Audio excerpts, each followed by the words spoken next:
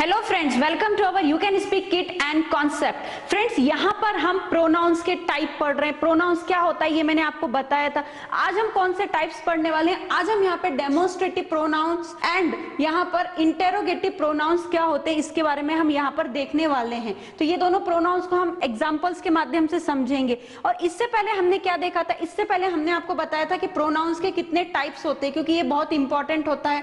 आपको मालूम होना चाहिए कि प्रोनाउंस के कितने टाइप बनते हैं।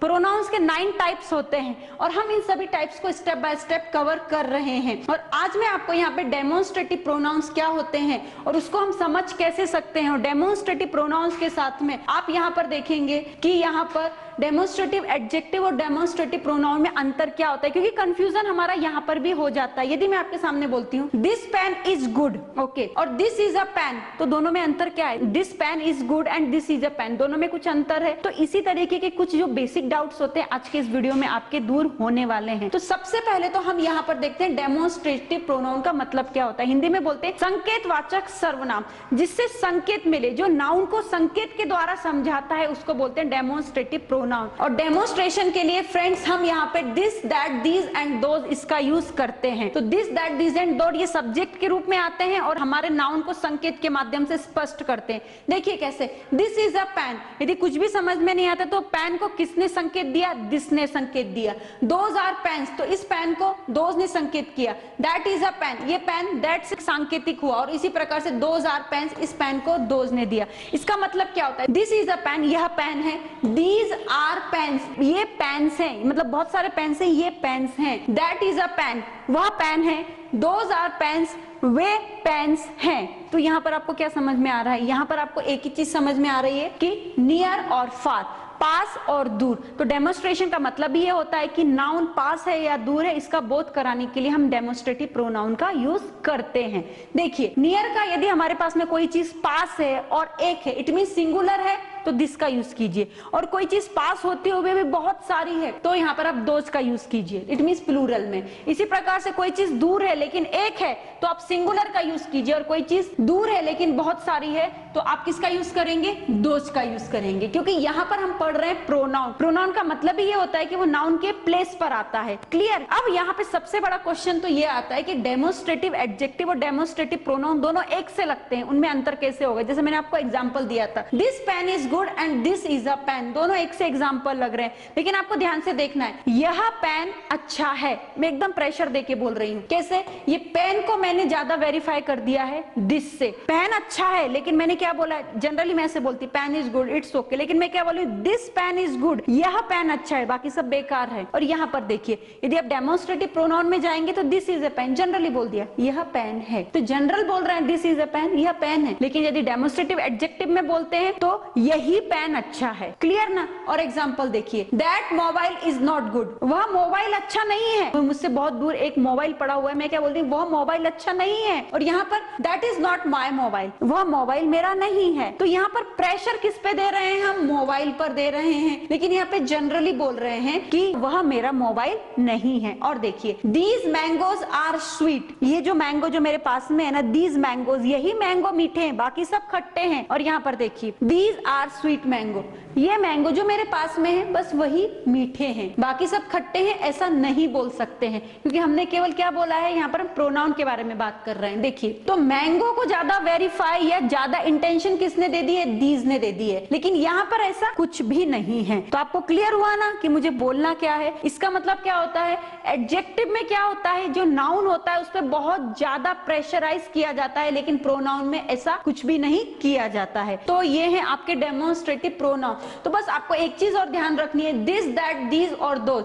दिस का यूज जो चीज आपके पास में है लेकिन एक है, वहां पे करेंगे, आप नोट डाउन भी कर सकते। दैट का यूज जो चीज आपसे दूर है लेकिन एक है, वहां पर आप दैट का यूज करेंगे। और दिस का यूज जो चीज आपके पास में तो है लेकिन एक से ज्यादा क्वांटिटी में है तो दिस का यूज करेंगे।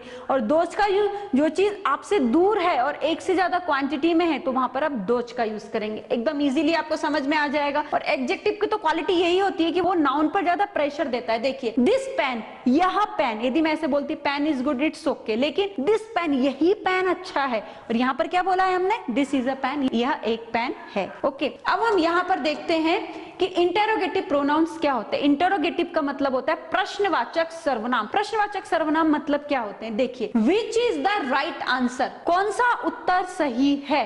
अब आप मुझे बताइए कि ये इंटेरोगेटिव प्रोनाउन के लिए एग्जाम्पल कैसे वेरीफाई करता है। आंसर यहाँ पे नाउन है और आंसर के प्लेस पर हम विच का यूज कर रहे हैं। Which is the right answer, कि कौन सा उत्तर सही है। तो आंसर के बारे में विच ज्यादा बोल रहा है, इसलिए यहाँ पर ये क्या है, प्रोनाउन है। पहले तो ये प्रोनाउन है, ये आप समझ लीजिए। अब आप मुझे बताइए कि इंटेरोगेटिव का मतलब क्या होता है। प्रश्नवाचक, ऐसे कुछ प्रश्नवाचक चिन्ह जो हम सेंटेंस में यूज कर देते हैं उसको हम बोलते हैं interrogative pronoun. Which is the right answer, कौन सा उत्तर सही है। और अब देखिए इंटेरोगेटिव एडजेक्टिव क्या बोलता है, विच आंसर इज गुड, कौन सा उत्तर सही है। अब आप मुझे बताइए, दोनों में आप कंफ्यूज हो रहे हैं ना, तो कंफ्यूज मत हो जाइए। यहाँ पर देखिए which is the right answer, इतने सारे आंसर है, कौन सा उत्तर सही है। विच आंसर इज राइट, कौन सा उत्तर सही है। दोनों में ही मतलब एक ही होता है, इसलिए आपको क्या करना पड़ेगा, यहाँ पर इस तरीके से जो मैंने चार्ट दिया है उसको आपको समझ के लेना पड़ेगा। देखिए कैसे, सबसे पहले तो आपको ये मालूम होना चाहिए कि इंटेरोगेटिव प्रोनाउंस होते क्या क्या है। Who, whom, whose, which, what, या इनके आगे हम एवर सफिक्स लगा देते हैं, जो हम आगे पढ़ेंगे जब हम आपको कंपाउंड प्रोनाउन बताएंगे। देखिए, what is a mango, mango क्या है, a mango is a fruit, mango क्या है, एक फल है। तो यहाँ पर आप देखिए what is a mango, mango के बारे में what से हमें समझ में आ रहा है, इंटरोगेटिव हो गया what is a mango, और mango is a fruit, ये उसके आंसर हो गया। अब देखिए who is playing there, who is playing there, वहां कौन खेल रहा है। तो यहाँ पर हमें कैसे प्रश्न समझ में तुरंत आ जाते हैं, यहाँ पे प्रश्न पूछे जा रहे हैं। विच इज योर मोबाइल, तुम्हारा मोबाइल कौन सा है, तुम्हारा मोबाइल कौन सा है। तो यहाँ पर क्या हो गया, मोबाइल के बारे में हमने पूछा है कौन सा है। whom did you see, तुम किसे देखते हो, तुमने किसे देखा। whom did you see, तुमने किसे देखा। तो you के लिए हम whom का यूज कर रहे हैं। I found this mobile, whose is this। अब देखिए प्रॉपर इंटरोगेटिव सेंटेंस आप यहाँ पे देख सकते हैं। I found this mobile, मुझे यह मोबाइल मिला। whose is this, जो कि यही है, मुझे जो मोबाइल मिला है वो यही है। तो मोबाइल के बारे में आगे वाले सेंटेंस से हमें मालूम पड़ गया, तो ये कौन सा हो गया, इंटेरोगेटिव प्रोनाउन हो गया है। अब आप देखिए यहाँ पर कि इंटेरोगेटिव प्रोनाउन का आप और कैसे समझ सकते हैं। तो ज्यादातर आप ध्यान रखिए बस लास्ट में कि WH वर्ड्स जहां पर आ रहे हैं वो सभी इंटेरोगेटिव प्रोनाउन के ही बनते हैं। तो फ्रेंड्स आपको बस यही ध्यान रखना है, इंटेरोगेटिव मतलब WH वर्ड और डेमोन्स्ट्रेटिव मतलब दिस, दैट, दीज और दोज। एट लास्ट फ्रेंड बस मैं यही बोलूंगी, हमारे हर वीडियो को आप सीक्वेंस से देखिए ताकि आपको रिजल्ट प्राप्त हो सके। आगे हम क्या पढ़ने वाले हैं, आगे हम पढ़ने वाले हैं रिलेटिव प्रोनाउंस क्या होते हैं, कंपाउंड प्रोनाउंस क्या होते हैं, कंजंक्शन रिलेटिव प्रोनाउंस क्या होता है। इट मींस बहुत सारा कुछ है आगे पढ़ने के लिए, आप देख सकते हैं आगे मैं आपको कितना कुछ बताने वाली हूँ, एग्जांपल्स भी आपको देने वाली हूँ, लिस्ट देने वाली हूँ। लेकिन इसके लिए क्या करना पड़ेगा, आपको हमारे हर वीडियो को सीक्वेंस वाइज देखना होगा ताकि आपको रिजल्ट प्राप्त हो सके। Thank you very much.